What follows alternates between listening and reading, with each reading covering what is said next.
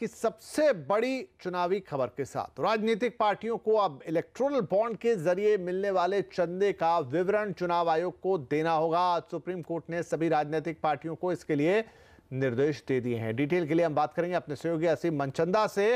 असीम, court ने क्या कहा है? देखिए, एक एनजीओ ने सुप्रीम कोर्ट में याचिका दायर की थी कि 2017 में जो चुनावी बॉन्ड जारी करने की इजाज़त दी गई है पूरी तरह से सही नहीं है।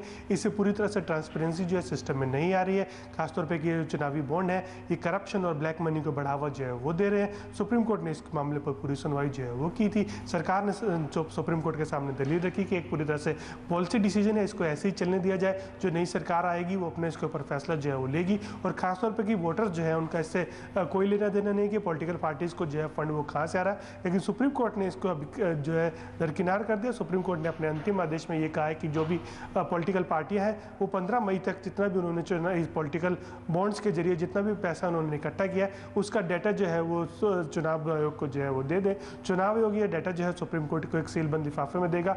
सुप्रीम कोर्ट उस डाटा के बाद देखने के बाद ये डिसाइड करेगा कि क्या इस पॉलिटिकल बॉन्ड से किसी एक पर्टिकुलर पार्टी को फ़ायदा पहुँचा है या नहीं पहुँचा, या फिर सभी पार्टियों ने इसका फायदा जो है उठाया।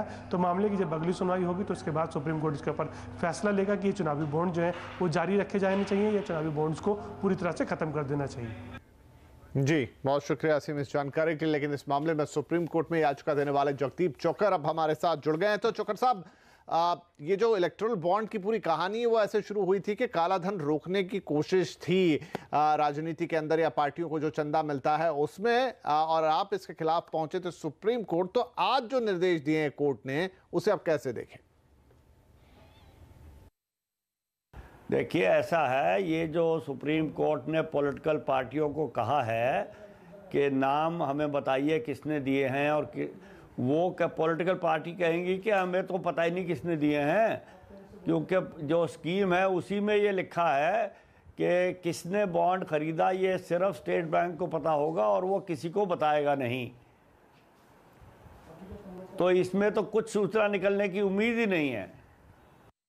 नहीं तो ठीक है, आप कह रहे हैं इसमें कोई सूचना निकलने की उम्मीद नहीं है, लेकिन अब अगर एक दूसरा पहलू देखें कि कोर्ट ने 31 मई की तारीख दी है और 31 मई तक तो चुनाव खत्म हो जाएंगे इस बार के, तो आपका जो पर्पस था वो क्या आपको लगता है कि पूरा नहीं होगा? आपने याचिका कब लगाई थी और अब इस पे जब कुछ भी आगे बात बढ़ेगी तब तक इस बार के चुनाव तो जा चुके होंगे। हमने पिटीशन इस इलेक्शन के लिए नहीं लगाई थी। जैसे ही इलेक्टोरल बॉन्ड स्कीम अनाउंस हुई थी हमने पिटीशन लगाई थी। 2 साल तक उसकी हियरिंग नहीं हुई, उसकी तारीख नहीं मिली। अब तारीख मिली है, अब ये हो गया है। तो इससे ये जाहिर है कि इस इलेक्शन में तो जो भी पैसा इलेक्टोरल बॉन्ड से आएगा वो आएगा, उसका कोई कुछ नहीं कर सकता। अब आगे के लिए जब आगे सुनवाई होगी कोर्ट में तब देखेंगे। आगे जो सुनवाई होगी देखेंगे तो अब आगे किस तरह की उम्मीद है, क्योंकि कोर्ट ने कहा है कि अब यहां से इस पर और बड़ी सुनवाई की जरूरत है। उसने जरूर कहा है कि हमें बंद लिफाफे में आप नाम दीजिए, लेकिन उन्होंने कहा इस पर अभी लंबी सुनवाई की चर्चा की जरूरत है। मेरे ख्याल में तो ये कोर्ट बदल सकती है अपने फैसले को अगर वो चाहे तो, लेकिन जो हमने आर्गुमेंट इस दफा दिए थे वही आर्गुमेंट अगली दफा भी होंगे। और 1.5 दिन तक सुनवाई चली, उससे विस्तार पूर्वक सुनवाई क्या होगी ये जरा मुश्किल है सोचना। जी ठीक है, फिलहाल चोकर साहब बहुत शुक्रिया हमसे बातचीत करने के लिए। तो ये याचिकाकर्ता थे जिन्होंने इलेक्टोरल बॉन्ड के खिलाफ सुप्रीम कोर्ट में याचिका दी थी और आज उस पर सुप्रीम कोर्ट ने कहा है कि फिलहाल 31 मई तक हमें नाम सौंपे जाएं। कौन सी पार्टी को कितना चंदा मिला है, कहां से मिला है, ये सुप्रीम कोर्ट ने कहा है बताना होगा। और उसने ये भी कहा है कि अभी इस पर और विस्तार से सुनवाई की जरूरत है। तो एक बार 31 तारीख को सब नाम आएंगे, उसके बाद सुप्रीम कोर्ट आगे और सुनवाई इस पर करेगी। लेकिन ये आज के निर्देश है कि नाम दिए जाएं कोर्ट के अंदर कि चंदा ये इलेक्टोरल बॉन्ड खरीदने वाले लोग कौन हैं। इधर राफेल पर दिए गए राहुल गांधी के बयान से उनकी मुसीबतें और बढ़ गई हैं। बीजेपी नेता मीनाक्षी लेखी ने सुप्रीम कोर्ट में राहुल गांधी के खिलाफ आपराधिक मानहानि की याचिका दायर कर दी है। कोर्ट याचिका पर सुनवाई करने के लिए तैयार भी हो गया है और 15 अप्रैल को इस मामले की सुनवाई होगी। मीनाक्षी लेखी ने कांग्रेस अध्यक्ष राहुल गांधी पर आरोप लगाया कि उन्होंने सुप्रीम कोर्ट का हवाला देते हुए कहा था कि कोर्ट ने भी माना है कि चौकीदार चोर है। वहीं कल रक्षा मंत्री निर्मला सीतारमण ने भी राहुल गांधी के इस बयान पर आपत्ति जताई थी। सुप्रीम कोर्ट के बारे में ऐसे बयान दिए गए हैं कि सुप्रीम कोर्ट ने जो है ऐसा ऑर्डर पास किया, वैसा ऑर्डर पास किया, जबकि सुप्रीम कोर्ट ने ऐसा कोई ऑर्डर पास नहीं किया और वो सब चुनावी माहौल के अंदर इलेक्शन को भटकाने के लिए किया जा रहा है और चौकीदार चोर है ऐसा सुप्रीम कोर्ट ने कहा। 30,000 करोड़ अंबानी को दिया ऐसा सुप्रीम कोर्ट ने कहा, जबकि वो याचिका जो है सुप्रीम कोर्ट एक हिस्सा सुन चुका है, बाकी का पेंडिंग है। ये तमाम मामला जो है ये किया गया है सुप्रीम कोर्ट के ऑर्डर को भटकाने के लिए। इधर प्रधानमंत्री पर राहुल गांधी के हमलों को आधारहीन बताते हुए बीजेपी ने चुनाव आयोग का दरवाजा खटखटा दिया है। आज रक्षा मंत्री निर्मला सीतारमण, मुख्तार अब्बास नकवी समेत बीजेपी नेताओं के प्रतिनिधिमंडल ने चुनाव आयोग से भी नाखुशी जाहिर की। उन्होंने कहा कि राहुल गांधी निराधार तरीके से प्रधानमंत्री को चोर संबोधित कर रहे हैं और आयोग इस पर ध्यान नहीं दे रहा है। राहुल गांधी अब सुप्रीम कोर्ट के मुंह में भी झूठी बातें डाल रहे हैं। बीजेपी ने इसे चुनाव आचार संहिता का उल्लंघन बताया है। इस प्रतिनिधिमंडल ने पहले चरण के चुनाव में ममता बनर्जी पर भी गड़बड़ी करने के आरोप लगाए हैं। मोदी बड़े उद्योगपतियों के दोस्त हैं। राहुल गांधी ने आज फिर तमिलनाडु के कृष्णागिरी में रैली को संबोधित करते हुए कहा कि मोदी ने 5 साल तक सिर्फ 15 बड़े लोगों को ही फायदा पहुंचाया या उनके लिए सरकार चलाई है। Now, over the last 5 years, Mr. Narendra Modi has run a government for 15 people. You know the names: Anil Ambani, Mehul Choksi, Nirav Modi, and all the money that should have gone to the poor people of this country, that should have gone to the farmers of Tamil Nadu, should have gone to the youngsters of Tamil Nadu, has gone to these 15 people. प्रधानमंत्री नरेंद्र मोदी ने शरद पवार के गढ़ अमरावती में उन पर ही तीखे हमले किए। प्रधानमंत्री ने कहा कि राष्ट्र के नाम पर कांग्रेस को तोड़कर अलग पार्टी बनाने वाले शरद पवार अब राष्ट्र विरोधी ताकतों के साथ मिल गए हैं। अरे शरद राव, आपने तो देश के नाम पर कांग्रेस छोड़ दी थी, कांग्रेस को तोड़ दी थी। अब देश में 2 प्रधानमंत्री होने की बात पर आप कब तक चुप रहोगे, कब तक चुप रहोगे? ये 2 प्रधानमंत्री वाली बात आपको मंजूर है? जिस कश्मीर के लिए देश के हजारों जवानों ने बलिदान दिया, क्या वो कश्मीर के टुकड़े होने देंगे? प्रधानमंत्री ने कांग्रेस पर हमला करते हुए लोगों से पूछा है कि क्या वो इस बार ईमानदार चौकीदार की सरकार चाहते हैं या पाकिस्तान की पैरवी करने वालों की। तब आपको तय करना है कि अब देश में ईमानदार चौकीदार चलेंगे या भ्रष्टाचारी नामदार। हिंदुस्तान के हीरो चलेंगे या पाकिस्तान के पैरवीकार। केंद्रीय मंत्री स्मृति ईरानी की डिग्री पर फिर सियासत छिड़ गई है। नामांकन में उन्होंने अपनी जो डिग्री बताई है वो पिछली बार से अलग है। इस पर कांग्रेस प्रवक्ता प्रियंका चतुर्वेदी ने चुटकी ली है। प्रियंका ने कहा है कि अब एक नया सीरियल लॉन्च होगा जिसका नाम होगा क्योंकि मंत्री भी कभी ग्रेजुएट थी।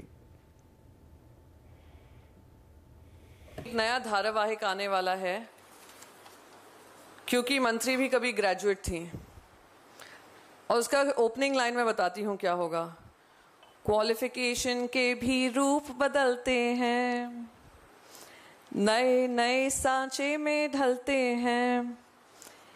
एक डिग्री आती है, एक डिग्री जाती है, बनते एफिडेविट नए हैं। तो इस पूरे मामले पर केंद्रीय मंत्री स्मृति ईरानी ने कांग्रेस पार्टी के बयान का जवाब दिया है। उन्होंने कहा कि कांग्रेस पार्टी अमेठी में उनके चुनाव लड़ने से बौखला गई है। एक ऐसा अपमान नहीं, एक ऐसी गाली नहीं, एक ऐसा षड्यंत्र नहीं, एक ऐसी निर्लज व्यवहार नहीं जो कांग्रेस के कुछ चेले चपाटों ने मेरे साथ गत 5 वर्षों में ना किया हो। उनका गुस्सा मात्र इतना कि मैंने अमेठी में नामदार को चुनौती दी है। सुल्तानपुर में भाजपा प्रत्याशी मेनका गांधी ने मुस्लिम इलाके में हो रही नुक्कड़ सभा में एक विवादित बयान दे दिया है। उन्होंने कहा कि मेरी फाउंडेशन मतलब अपने लिए उन्होंने कहा है कि आपके लिए 1000 करोड़ रुपए खर्च किए हैं, लेकिन जब चुनाव आता है तो आप कहते हैं कि हम भाजपा को वोट नहीं करेंगे। मैंने कम से कम 1000 करोड़ रुपए बांटे होंगे केवल मुसलमानों के संस्थाओं के, ताकि वो फले फूले। ये सवाल ये है कि आप लोग जब आते हो मदद के लिए तो इलेक्शन के टाइम जब आप कहोगे बाबा नहीं, हम भाजपा को नहीं देंगे, हम कोई भी पार्टी को दे देंगे जिससे भाजपा हारेगी, तो हमारा दिल भी टूटता है। आपको कल मेरी जरूरत पड़ेगी। ये इलेक्शन तो मैं पार कर चुकी हूँ, अब आपको मेरी जरूरत पड़ेगी। अब आपको ये जरूरत के लिए नींव डालना है, तो ये है वक्त। चुनावी जंग में सेना को घसीटे जाने का मामला अब अलग रंग ले रहा है। कुछ अफसरों ने राष्ट्रपति रामनाथ कोविंद को चिट्ठी लिखकर सेना के नाम का राजनीतिक इस्तेमाल करने पर आपत्ति जाहिर की है। वहीं राष्ट्रपति भवन ने ऐसी किसी भी चिट्ठी के मिलने से इनकार कर दिया है। पूर्व एयरफोर्स चीफ NC सूरी और पूर्व army chief general SF Rodrigues ने भी चिट्ठी के बारे में जानकारी से इनकार किया है। वहीं retired major general Harsh Kakkar ने चिट्ठी की बात को सही बताया है और साइन करने की बात भी मानी है। इधर सोशल मीडिया पर चिट्ठी वायरल है। चिट्ठी में कहा गया है कि बीजेपी नेता रैलियों में सेना की फोटो और वर्दी का इस्तेमाल कर रहे हैं, जो कि गलत है। सेना को मोदी की सेना भी बताया जा रहा है, जो भी गलत है। इधर रक्षा मंत्री निर्मला सीतारमन ने न सिर्फ इस खबर का खंडन किया है, बल्कि फेक पत्र को निंदनीय भी बताया है। Two people have very clearly said, Air Marshal Suri and General Rodrigues have said that they have not given their consent for that petition which went to the Rashtrapati. It is very worrying that if people's consent are not even being taken and fake letters, fake allegations are being signed by some vested interest groups, it is absolutely condemnable. Retired major general Harsh Kakkar ने चिट्ठी को लेकर सहमति जताई। उन्होंने कहा कि वो सेना के पूर्व सैनिक सेना के राजनीतिकरण के खिलाफ है। ये जो लेटर है, ये जो 150 तकरीबन वेटरन्स ने साइन किया है, इसमें मेरी भी सहमति है और मेरा नाम भी इसमें है, जो मैंने अपने आप इंडोर्स किया है। जहाँ तक हमारा विचार है, हर पॉलिटिकल पार्टी आर्म्ड फोर्सेस को इस्तेमाल करके या उनका नाम लेके वोट्स मांग रही है।